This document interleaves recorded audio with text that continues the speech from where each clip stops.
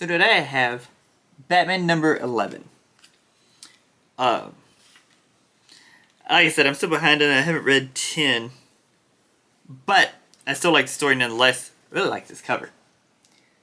Then you have it start off with the unknown shadow board talking about talking to Mr. Blake and how he failed to deliver on the on Bruce Wayne being killed and that wanted them to explode or being assassinated. I think is what it is.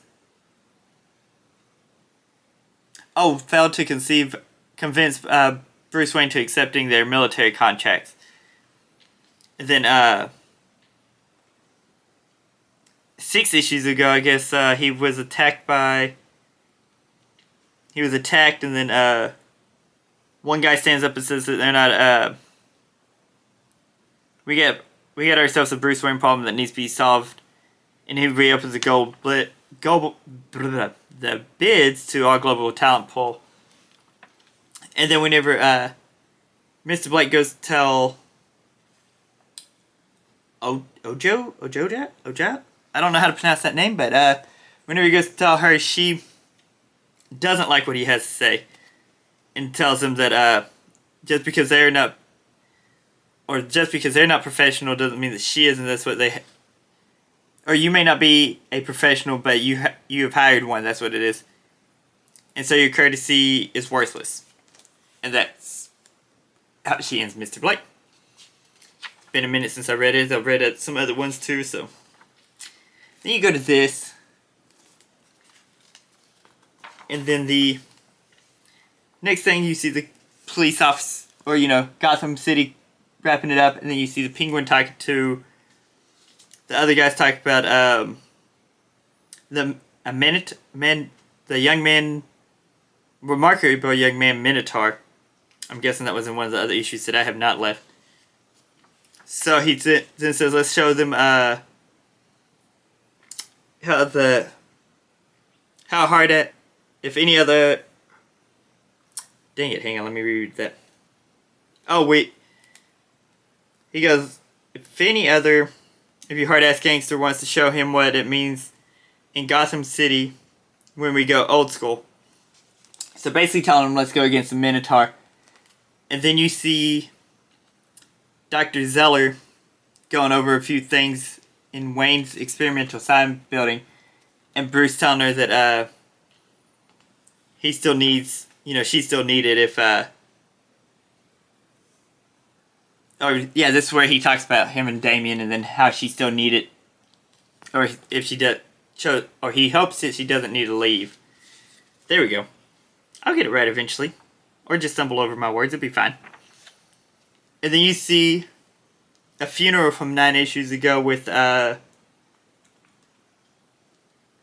Savage telling them that to say Batman shot Eddie, and then you see a few other people going down to see Harvey and telling him that or she said then I forgot about that. His wife tells him that they used to be real cops.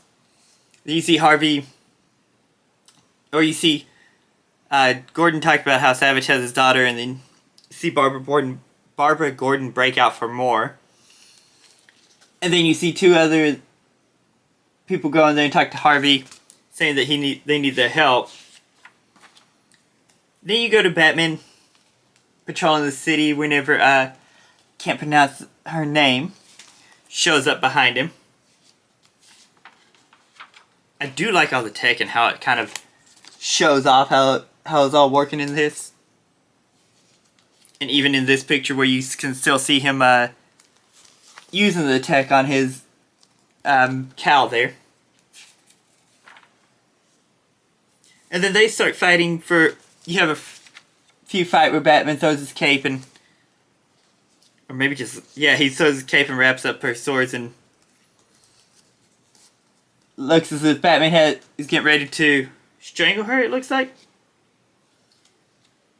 And then you see the Vandal Savage's guys show up to go after Batman. And then Bruce and Damian are taken. As Batman left, he went. The next thing we see is Bruce and Damian talking. Whenever they hear a doorbell, they're trying to figure out who got past all their security.